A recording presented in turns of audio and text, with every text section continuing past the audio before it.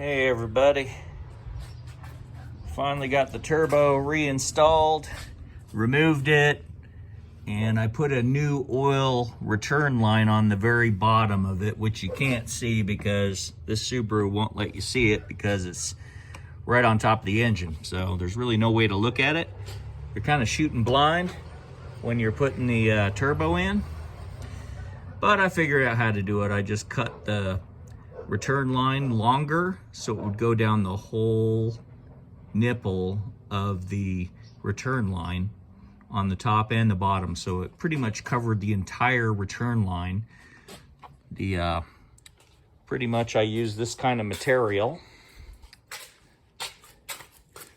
I use this for my oil return line. It's kind of a braided line. And that's what I used, but I made it extra long so it would extend up the top of the turbo to the bottom, leading to the end of the return line. So there's the turbo.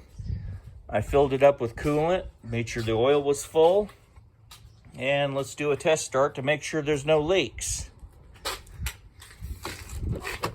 I don't have the downpipe on it yet, so I'll probably get a check engine code because I'm just trying to start it to make sure there's no leaks. There's no downpipe and no O2 sensor on the cat pipe, the downpipe. So we're just gonna start it and make sure she don't leak.